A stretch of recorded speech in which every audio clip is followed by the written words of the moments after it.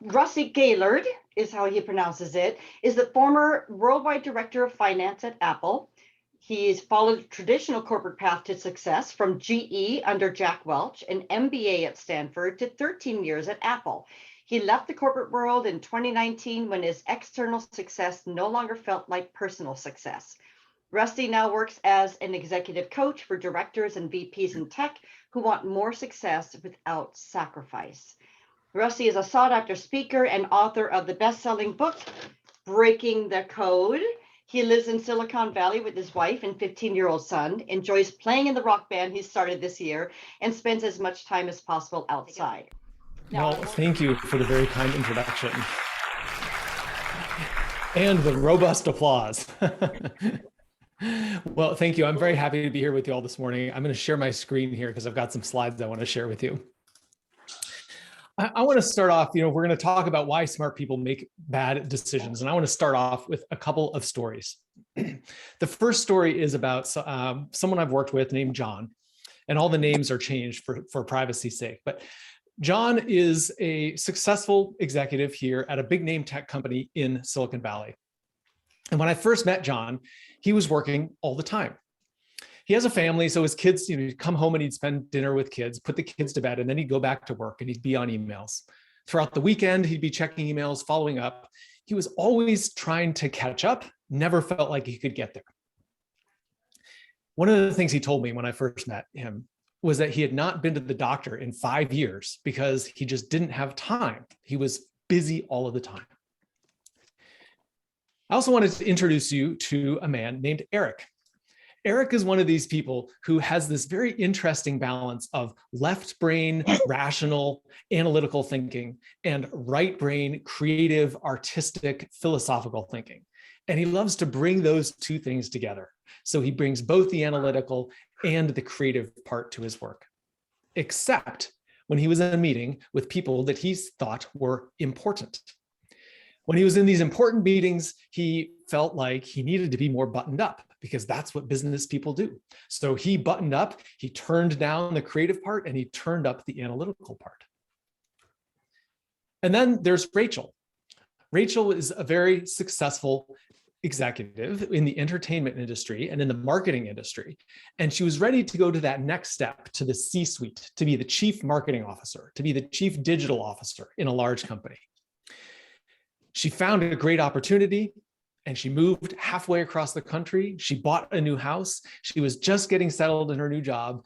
On Thanksgiving Day, it was around the holidays, Thanksgiving Day, her boss, the CEO, called a meeting of his executive team in the afternoon on Thanksgiving. That was just the first sign of what was to come. She would get text messages at all hours of the day, 7 days a week, expecting an immediate response. It was a fire drill after fire drill, just urgent issues that she was trying to tackle all the time. And it wasn't a good cultural fit, and she was unhappy. So you look at these three people. You look at John working all the time, Eric thinking he had to be buttoned up, Rachel moving across the country to take a job that she actually didn't like. And you have to wonder, what is the common thread across all these people? Well, as you may guess from the title of this talk, it's that even smart people make bad decisions. And I will say these bad decisions are not in my judgment, these are in their own personal judgment. So you have to get curious. Why is it that smart people make bad decisions? That's the objective of this talk today, to explore that, to really help you understand why is it that smart people make bad decisions. But as someone who's been in therapy and had some therapy, I know that understanding why we do something is not necessarily enough information to change and do it differently. We are also going to talk about how to make better decisions. Let's start with a little bit of brain science. This comes from Daniel Kahneman. He wrote the book, Thinking Fast and Slow, and for his work, he won the Nobel Prize in economics. If you've never heard of Daniel Kahneman, if you've never read his book, Thinking Fast and Slow, I highly recommend it. Very interesting material. In the book, he describes something that's not his personal idea, but it's something that's reasonably well accepted around behavioral scientists, that we have two ways of thinking about the world and processing information. We have system one, which is about intuition and instinct, and we have system two, which is rational thinking. Let's look at system one. System one fundamentally is unconscious. It's something that happens very fast. So when he talks about thinking fast and slow, this is the fast part. And it's associative, and it's really when you think about being on autopilot. So think about driving your car, brushing your teeth, getting dressed in the morning. These are things you don't have to think about. You just do them because it's system one. It's that part of your brain that's at work here. You can explore that and understand it a little bit more deeply by thinking about an animal. And so I'm going to give you an animal to think about. Think about the animal, a deer. When you picture a deer, what other images come to mind? What other thoughts come to mind? For me, I start to think about grass or the woods, or perhaps Bambi, or maybe you think about a hunter, if you're a hunter, or maybe you think about the deer that's eating your flowers and your vegetables in your garden. All of those associations that come to mind for you happen instantaneously and automatically. You don't create that. You don't try to do it. It's system one at work, automatically making associations based on what you're told. Now think about a different animal. Think about a tiger. If you're like me, there's a little bit of a flash of anxiety that comes up when you think of a tiger, because a tiger is a predator. It's dangerous. Again, system one at work, automatically having a very fast response to the information that's presented. Now, when we think about smart people, when we think about making decisions, most of us think about system two, which is our rational thinking, right? But it takes effort and it's a slower process. You actually have to sit down and work through a logical sequence of steps to make a decision. But system two is also fundamentally lazy because it takes a lot of energy to apply system two. And it's less decisive than system one, which is just rapid and comes to a quick decision. All right, I'm going to get to the interactive portion of this here. So I want to ask you all to open up your chat window and put in the chat, on a daily basis, what percentage of your decisions and actions do you believe are driven by system one, by this automatic, unconscious, fast kind of decision making? What percentage of your life, of the decisions that you're making, comes from that kind of automatic decision making process? I see a 90% from Janice, several 90%, 40%. Susan is clearly a thinker. She goes with system two, but largely we're seeing large numbers. Oh, and Bill has got a lower number. Yep. Well, here's what the, I've got an interesting answer there from Richard. So here's what the scientists have said. 95% of your decisions that you make on a daily basis, 95% of the way you interact with the world is driven by system one. Just this past weekend, it's springtime, and because it's springtime, I was doing some spring cleaning. Have you ever done spring cleaning? I'm sure you have, whether it's you actually do it in the spring, you do it another time, but it's a lot of work, right? You roll up your sleeves, you get out all of your cleaning materials, and you get into all of those parts of the house that don't really get cleaned very often, whether that's under the couch or clearing out a cabinet and dusting and cleaning it in there. You need the supplies, you need the tools, you need all the materials to really do a good job. As I was doing this spring cleaning, one of the things I found was a simple exercise. And the exercise was just a puzzle. It was a word puzzle, and it was to fill in the blank. So again, I'm going to ask you to put in the chat, what is the missing letter in this word? Go ahead and put it in the chat.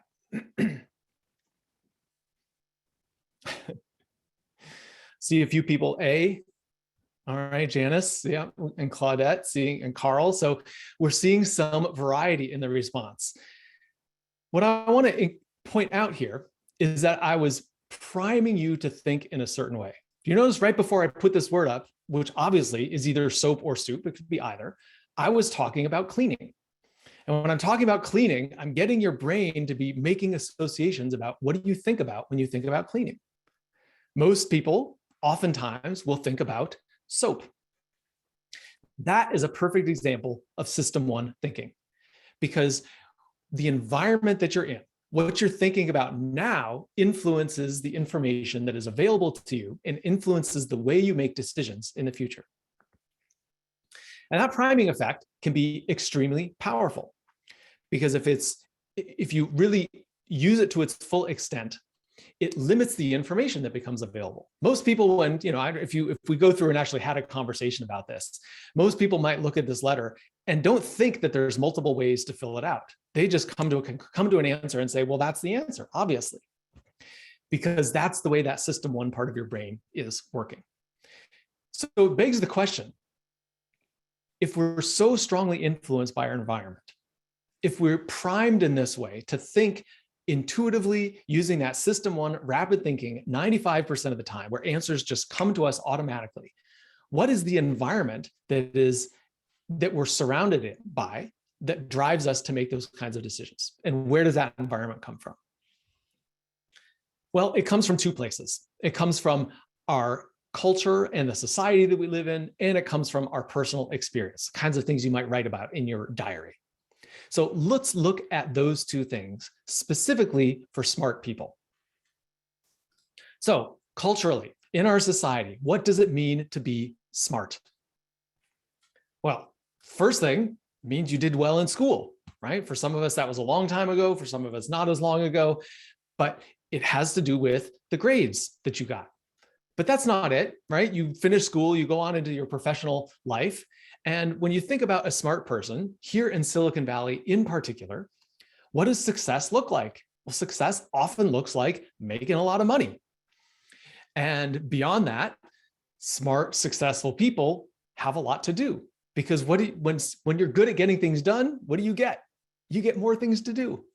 So smart, successful people often have a full calendar. If you look at these things, the grades you get, how much money you make, or the title you have, how busy you are, those all are externally oriented. They tend to be focused on things that somebody can observe about you, and it's not a personal characteristic. These are things that you can measure based on outside influences. So you're, in effect, meeting someone else's standard. And there's a lot of that happens here in Silicon Valley. Then you've got the second part of this, which is your personal experience. I met with a friend to go for a walk recently, and this friend is the CEO of a high growth startup. He told me that his approach to work, to school, to life for so many years had been defined by this simple motto: first, best, fastest. Smart people tend to be ambitious. It takes a lot of work to rise to the top. And so this was a perfect example of the personal characteristics, the behavioral patterns that this person had adopted that drove his success.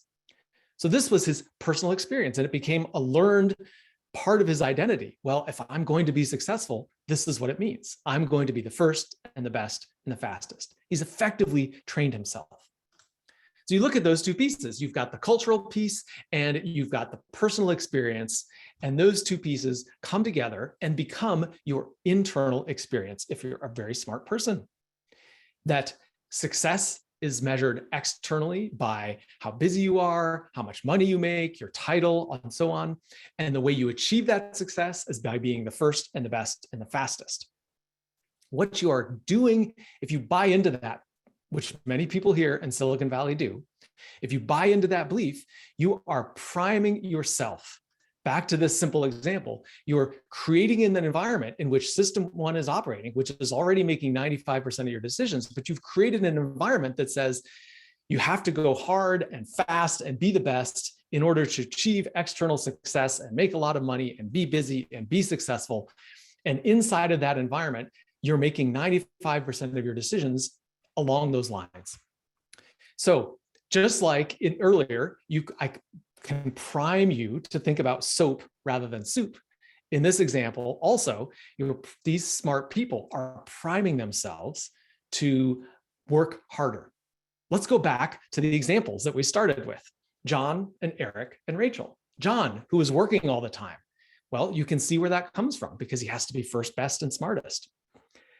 Eric, who thought he had to be buttoned up because he thought success looked a certain way. And Rachel, who moved across the country to take a job that she wasn't happy in because she was striving for that next level of success, for that next title. That's a little bit of the understanding of why smart people make bad decisions.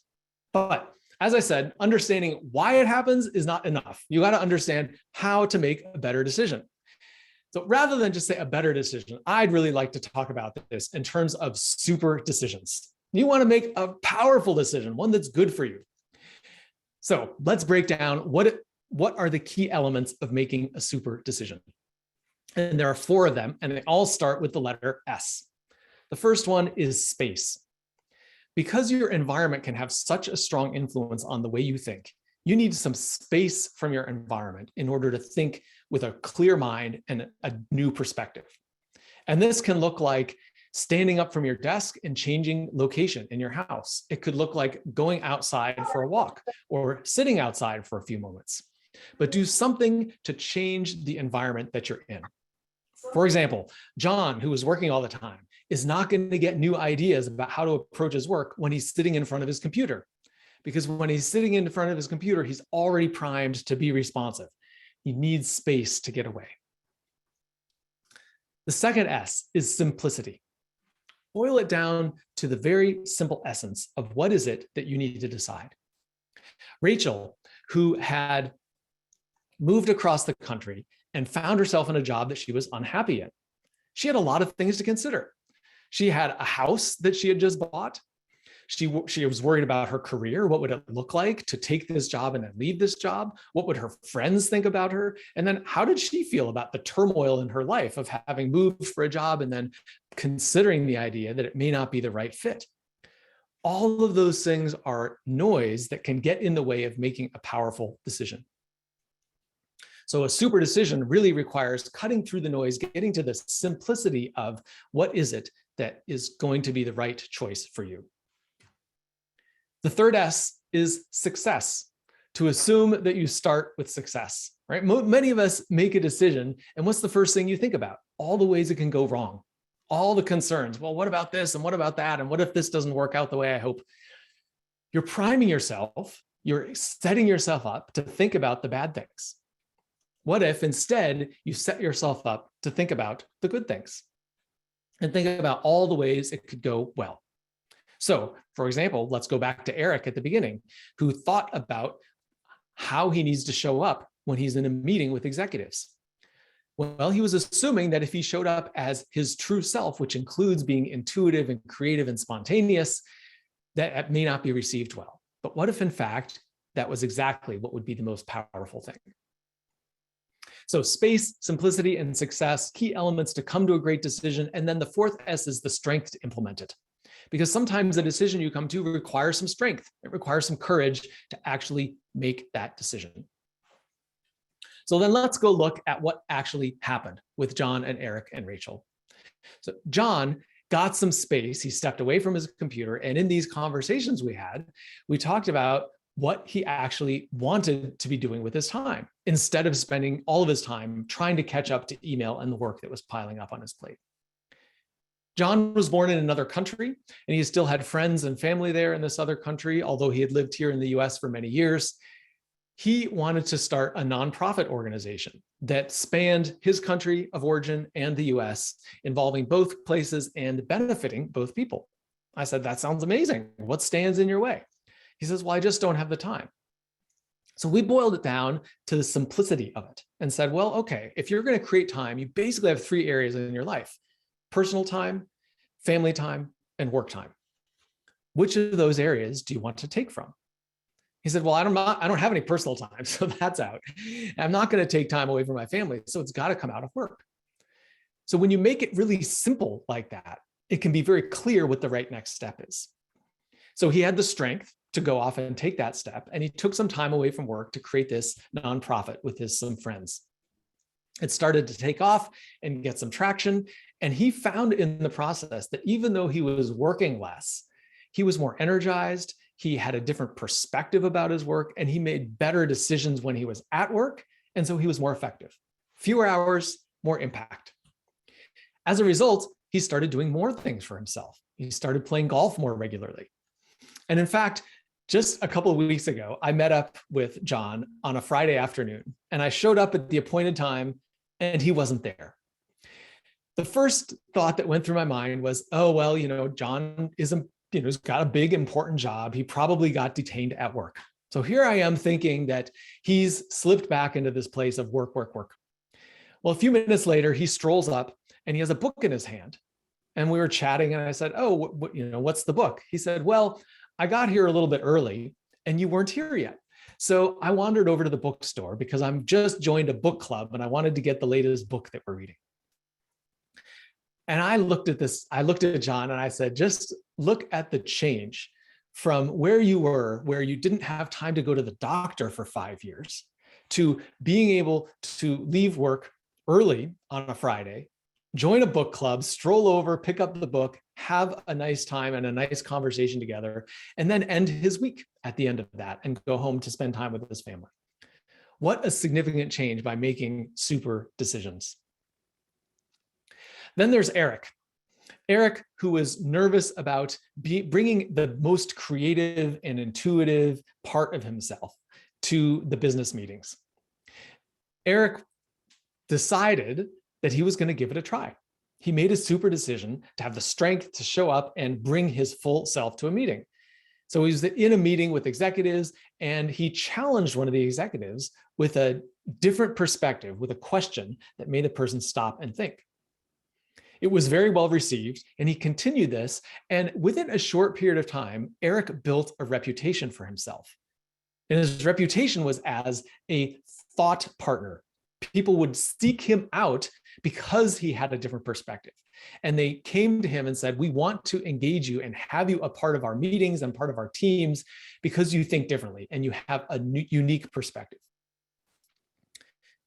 And then there was Rachel. Rachel, who had moved halfway across the country and taken a job in an environment and a culture that was not a good fit for her. When she boiled it down, she got the space to step away from the environment for a few minutes and got really clear about it. Am I happy in this job? And the answer was no. So she decided to leave. She had the strength to leave this job after a short period of time, sell the house that she had bought, move back to the city where she had originally come from, and start looking for a new job. She's been in the search process still, but one of the beautiful things about the story about Rachel is she's already turned down multiple jobs that had that allure of the next title and the next big opportunity because they weren't a good fit. So she went from someone who made a decision that was not a good decision in her book and became someone who is making super decisions. So we've talked today about why people make smart decisions. And it's because 95% of the way we operate in this world is using this system one, fast thinking, intuitive, associative part of our brain. We have no control over that. That's not something you can choose to turn off or choose to do differently. That is a part of your life. That is a part of our brain's wiring. It's not something we can change. But what you can change is the environment. You can change the priming that creates the associations. Smart people have been primed. We've all been primed through our culture and our personal experience, but smart people in particular have been primed to be externally oriented, to strive for success as measured by other people, and to do it by working hard and being faster and better than others. So if you can change that priming environment, you can start to make better decisions. And that's really what the super decisions is about. It's about finding the space, the simplicity, assuming success, and the strength to make a good decision. And the good news is anyone can make super decisions. You do not require a cape. You do not require a leotard or a fancy shield on your chest in order to make a good decision. You simply remember those 4 S's. And when you do make a super decision, you can achieve great things. I will stop there. Thank you. And if any of you have any questions, you're welcome to jump in.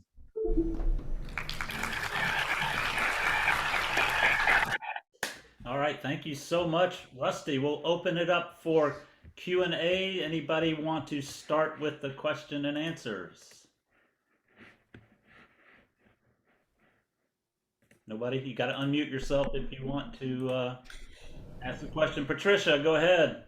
Well, Rusty, absolutely fabulous presentation, as I expected. And as someone who works too much, loves my life, but has too much, I look forward to making some better decisions.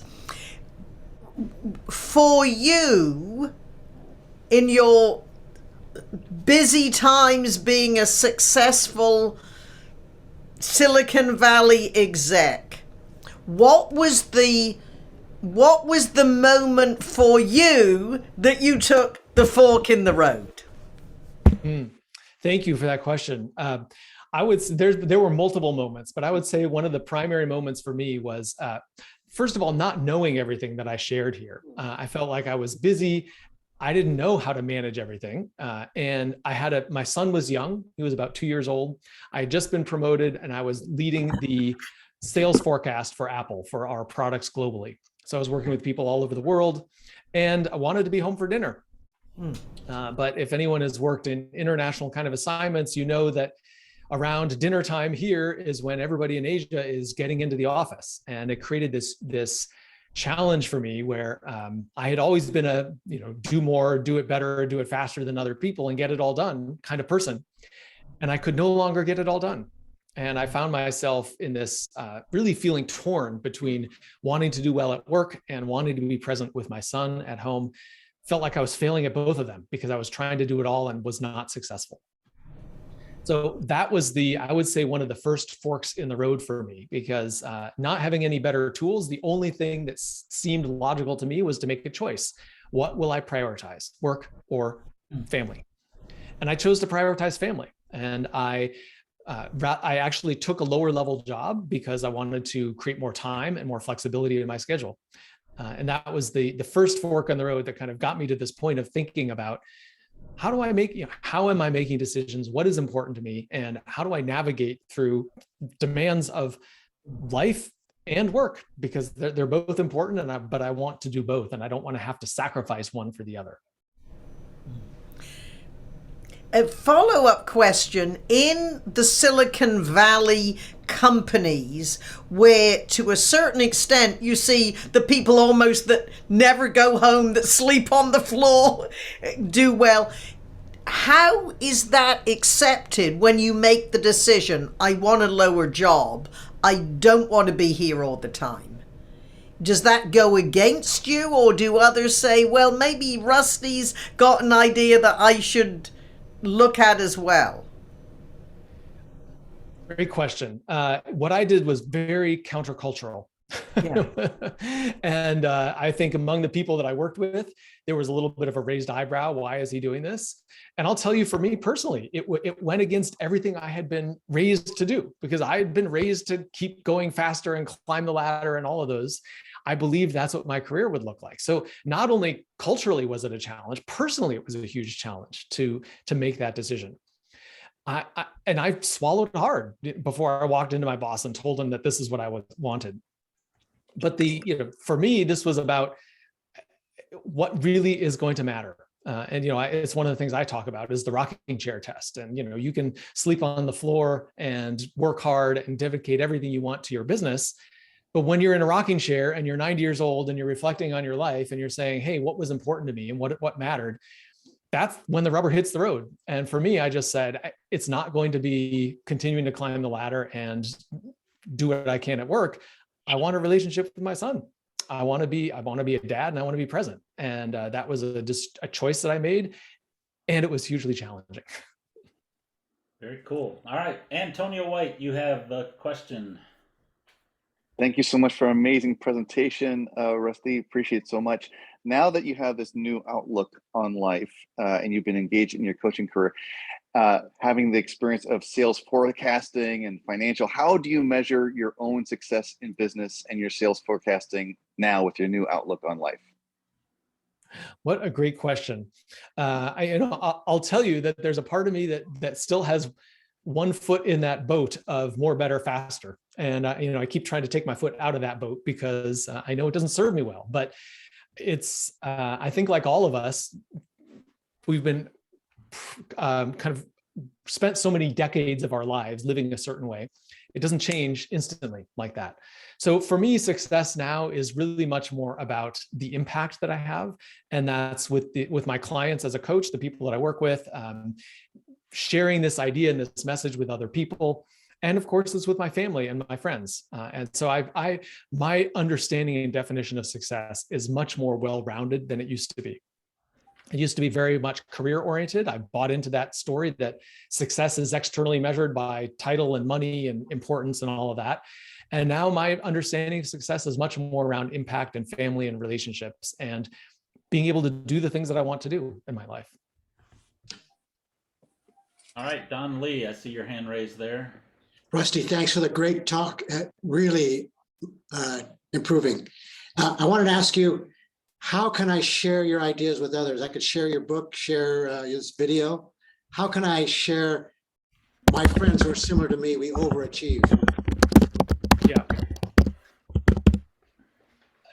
It's a great question. So I think that the two best places are my book, and the other place that I'm most active in terms of finding content and ideas and sharing things. I do have a weekly email that goes out, and I'm also on LinkedIn it's the only social media platform that I do just to network with other professional people. But multiple times a week, I'm sharing new ideas and perspectives there. So those are a couple places to share some of the ideas that I'm connected, that I share, but I'm also happy, Don, to just have a conversation. So you're welcome to reach out to me. I'll put my email in the chat. And for all of you, if it's something you're interested in talking more about, reach out and let's have a conversation. I'll start up with that email. Thanks for sharing. Great. Great talk. You. Janice Litvin, do you have a question? Yes, I loved your presentation, Rusty. And of course, we've had other very interesting conversations on your podcast. The one thing you didn't bring up when I looked at your models of the brain is you didn't bring up the amygdala, or the fear, as everyone knows, the fear center of the brain, which I talk a lot about in my burnout talks. And I'm wondering, in your mind, if that plays into the intuition and instinct side of the decision making. Yeah, absolutely. It certainly does. And I think that that's one of the things that is a sad part of our society, I think, is that that amygdala is often triggered and often running, that was just, this better than anyone, Janice, about it. And it's what drives people to get burned out, because we're afraid if we're not doing enough, if we're not keeping up, if we're not working hard enough, that we're going to get left behind. Right. So it's certainly a factor. And I just left it out of the interest of how much information we can talk about in a short amount of time. Yeah, clearly. Thank you so much. I love your presentation. Thank you. All right. Anybody else have a question? I do. All right. Oh, Susan, go ahead. Yeah. Two things. Rusty, I took a lot of notes, but your 4 superb ideas of how to make better decisions. I just added a B in there. That really nails it down. And for those of you that don't know, a couple of us have been on Rusty's podcast.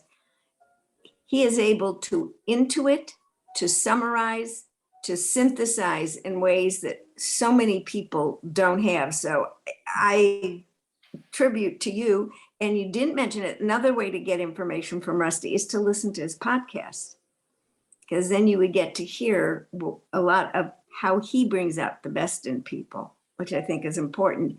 But this isn't a question. This is just a congratulations. Rusty, you made a decision that I think so many men would love to make, but have not. So tribute to you. So I think someone asked it, but again, among your colleagues, did you receive any criticism for this brave decision and smart decision? Well, first of all, thank you, Susan, for the kind comments. I did not receive criticism. So I did a couple of things. One is when my son was born, I took off several months. The California had just passed the Family Leave Act. And so I took that time off, and I was the first person, well, certainly the first man to do that. So had to carve out new territory as I did that. Then I made this decision to take a lower level job. I did not really get pushback or criticism from my colleagues. I did, however, when I decided to leave Apple to become a coach. I'd been at Apple for 13 years and I had had a successful career there. And I decided to leave and become a coach. And there was a sliver of people who were very uncomfortable with that. I got not outright criticism, but some questioning, some deep questioning. Does this really make sense? In my view, kind of back to Janice's question, came from a fear orientation. Like, you can't do this. This is crazy. And then I had a number of people who just didn't want to talk to me about it. It was so far off the field for them. They wanted nothing to do with it. So we talked about work and only work until my last day there. So I never got outright criticism, but I definitely, when I was leaving Apple, started to notice there were people who were uncomfortable with me making this kind of choice. Thank you. Doug, I see Bill's got his hand up. Carl. Yeah, hi, Rusty. Of course, the American persona is success. If you had to boil it down to one sentence, success is the house, the yacht, and power. I'd love to hear your one sentence definition of success. Yeah, so there's I'm not going to have a hard time with his name right now, but I'm trying. Anyway, I'm going to give you the quote, but I was trying to remember the name because I love the quote. And the quote was something along these lines: forget money. A man is a success, or a person is a success if they get up in the morning, do what they want to do, and go to bed at the end of the night happy.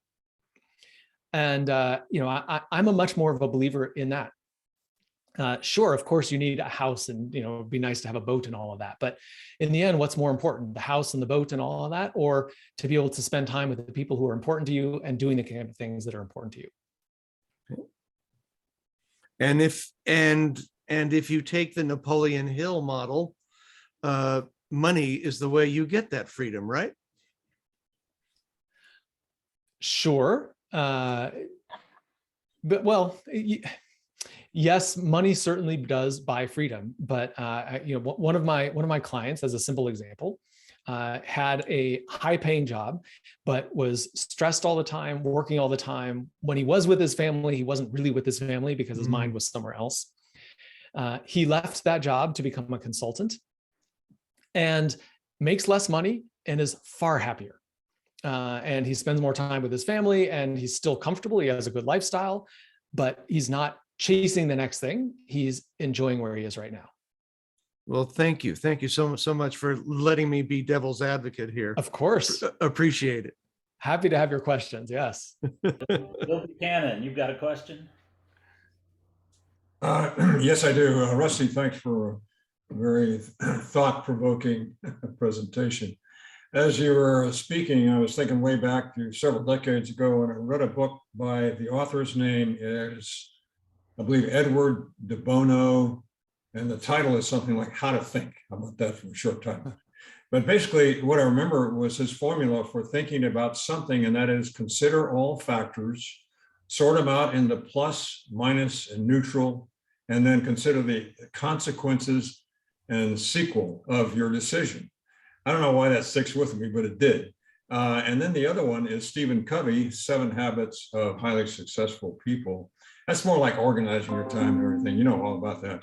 But as you were talking, I was thinking about our education system these days and how in some quarters, it doesn't appear that a system of thinking about things is present. And these poor kids, I think in some cases, some school districts are being shortchanged by not being taught, how to think about important issues. As a matter of fact, I could tell you one story here in Mill Valley about the city council where I disagreed vehemently with one of their decisions. And it seemed that they had not gone through the simple Edward de Bono formula to think about a very important issue.